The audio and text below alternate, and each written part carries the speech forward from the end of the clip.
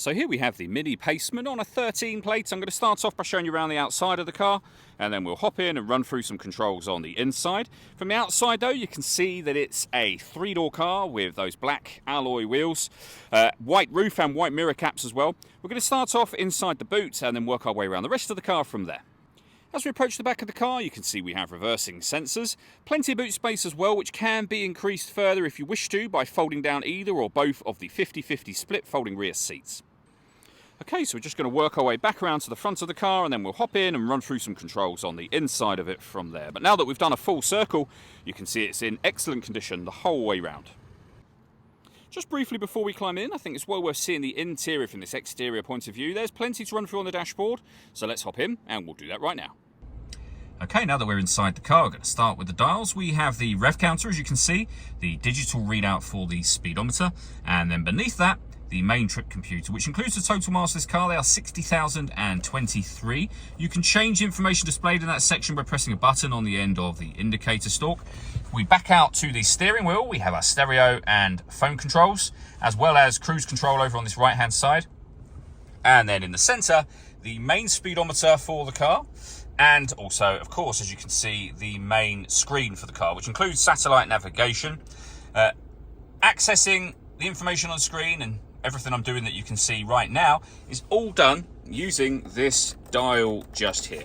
You can go back to the home screen from there, but essentially the dial will rotate. It moves up, down, left and right as well, and it pushes down to enter certain menus. So for example, if you want to pair your phone, you rotate the dial to phone, you push the dial down, you're then in the phone menu. You can pair a new device by going into the Bluetooth menu, or we can go back a page by nudging that dial to the left. You can access your satellite navigation just here. We, of course, have got the radio. And again, if we nudge the dial to the left, you'll see that we've got FM, AM, and DAB. We can come back out to the home screen again. Media is where you'll listen to your own music. And again, over to the left, you'll see that we've got a CD player. We've also got external devices you can plug in. So USB input, Bluetooth audio, and auxiliary input as well. We also have the fuel gauge in this section too. Beneath that, the CD player, the main volume for the stereo, and then your climate control. So you can adjust the fan speed over here, the temperature, of course, over on the right-hand side, and the direction you'd like the air to be distributed in. The air conditioning is on at the minute, so that's off. Back on again. You can hit auto. In doing so, the car will take control of the direction of the air and fan speed to maintain this temperature. Press auto again, you go back to whatever setting you had that on previously. If you jump in the car and press max, the car will do everything it can to cool itself down in here as quickly as possible. So particularly handy in the summer to just have one button that will be able to do that. And of course, you can put it back on your own settings whenever or however you see fit.